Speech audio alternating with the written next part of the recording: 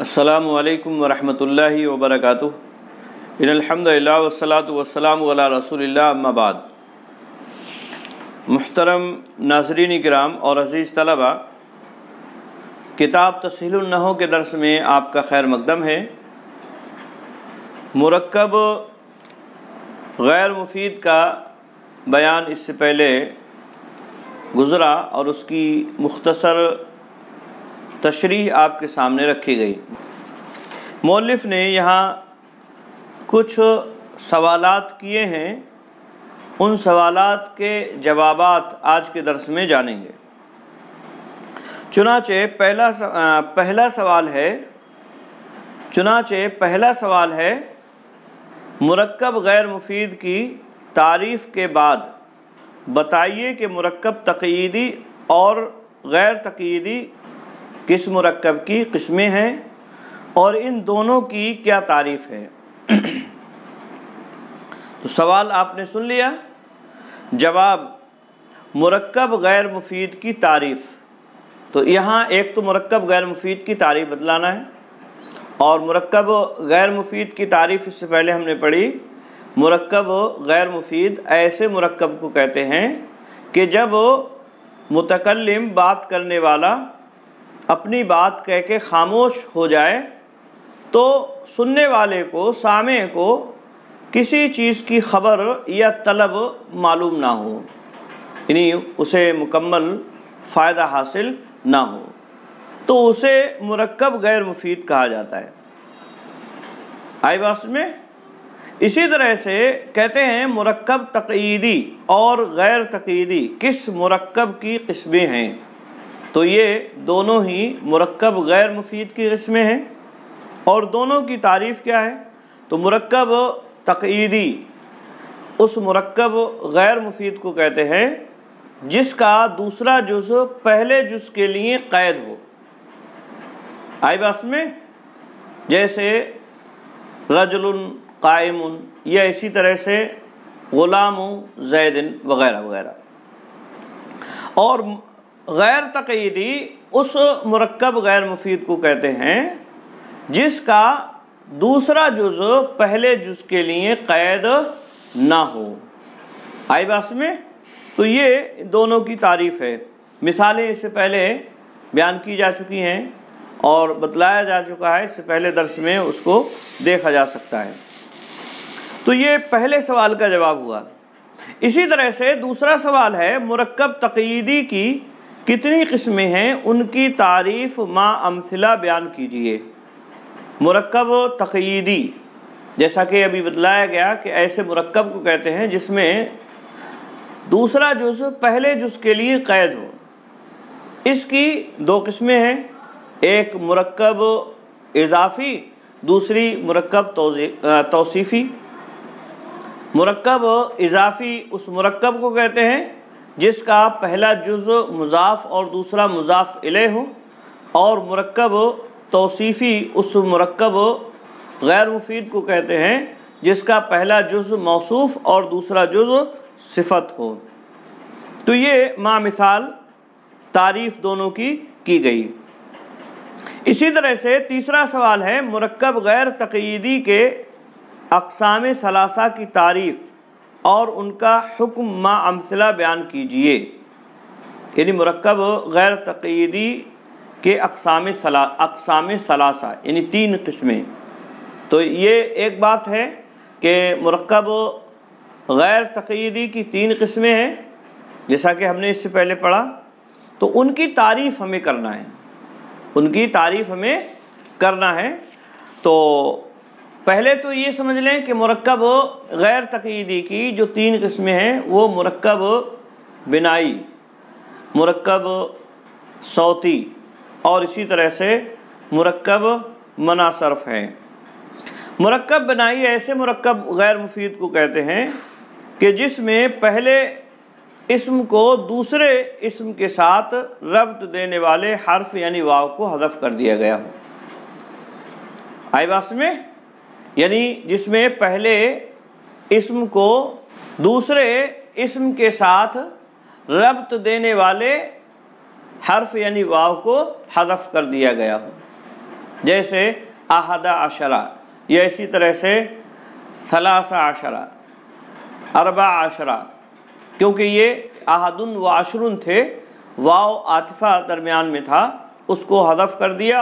हुक्म इनका ये है कि ये मबनी बर फ़तह होंगे, यानी फ़तह पर मबनी होंगे, यानी दोनों जुज़, सिवाय इस्ना अशरा के, क्योंकि उसमें पहला जुज़ यानी इस्ना या इस्नते, इस्नता, ये मोरब होता है। हालत रफ़ा में इस्ना या इस्नता, और हालत नसब व जर में इस्ने या इस्नते हो जाएगा। आई बस में, तो ये मुरक्कब बिनाई की तारीफ़ और उसकी मिसाल हुई, और उसका हुक्म भी। इसी तरह से मुरक्कब सौती उस मुरक्कब गैर मुफीद को कहते हैं जिसमें दूसरा जुज़ सौत यानी आवाज़ हो, जैसे सीबवाई ही, जैसे सीबवाई ही। और इसका हुक्म ये है कि इसका पहला जुज़ मबनी बर फ़तह होता है और दूसरा जुज़ मबनी बर कसरा होता है। ठीक है, यानी जिस तरह से मुरक्कब बिनाई में दोनों जुज़ फ़तह पर मबनी होते हैं, यहाँ दोनों जुज़ फ़तह पर मबनी नहीं होंगे। यहाँ भी दोनों मबनी हैं, लेकिन ये दोनों फ़तह पर मबनी नहीं होंगे, बल्कि पहला जुज़ फ़तह पर मबनी होगा और दूसरा जुज़ कसरा पर मबनी होगा।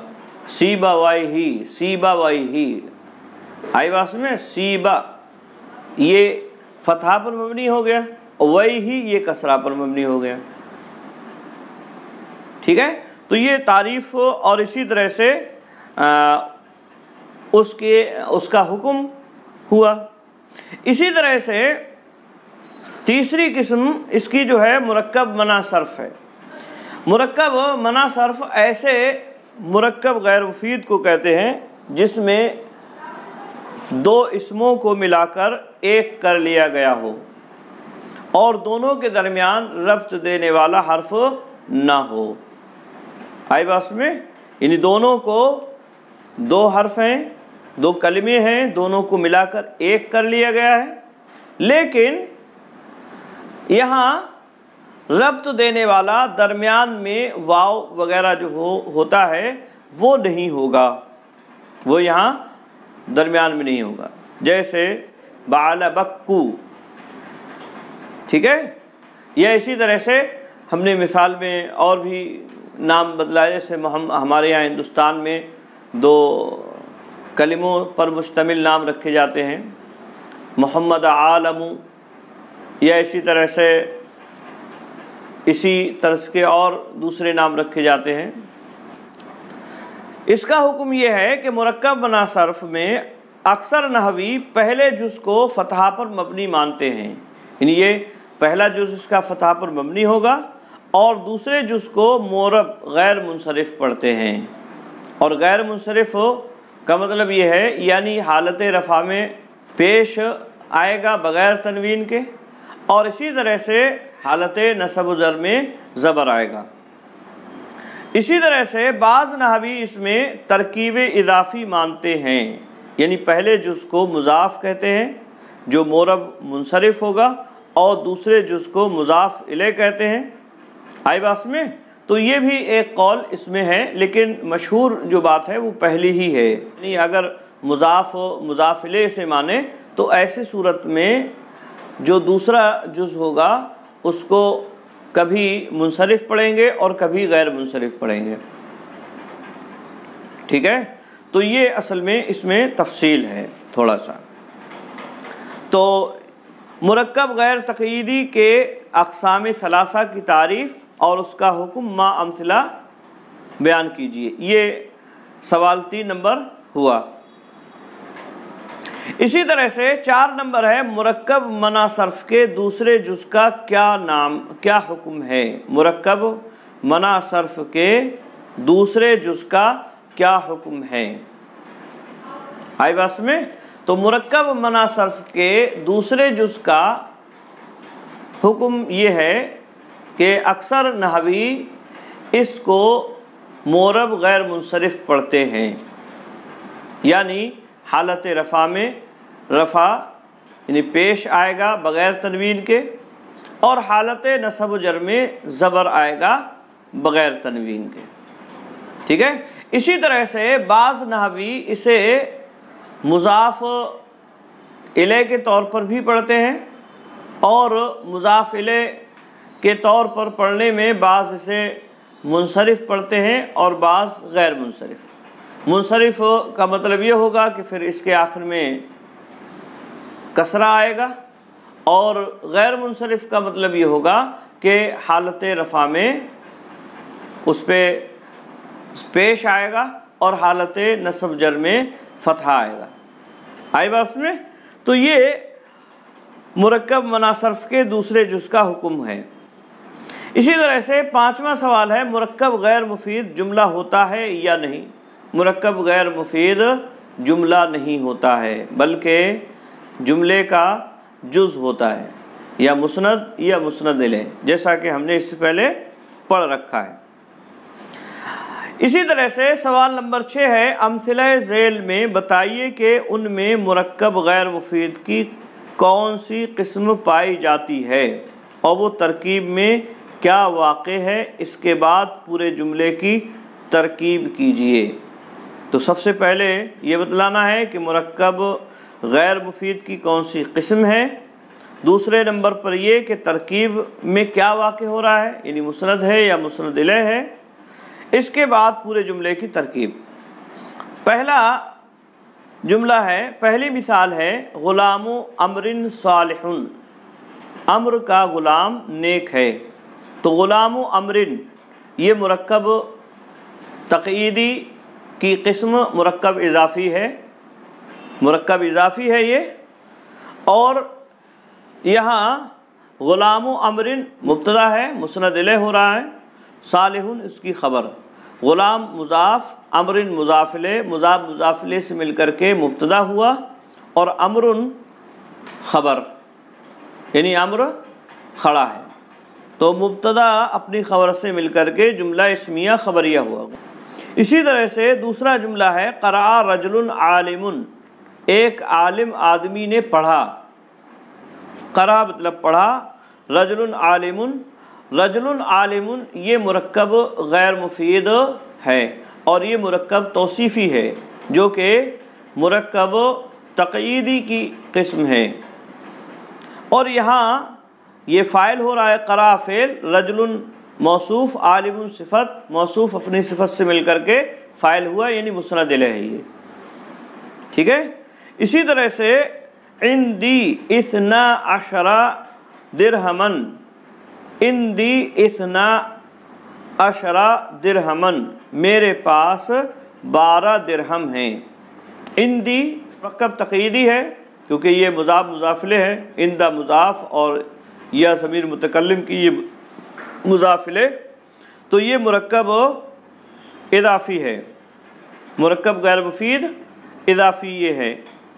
اور اسی طرح سے 12 درہمن، 12 یہ مرکب غیر تقییدی ہے کیونکہ یہ مرکب بنائی ہے،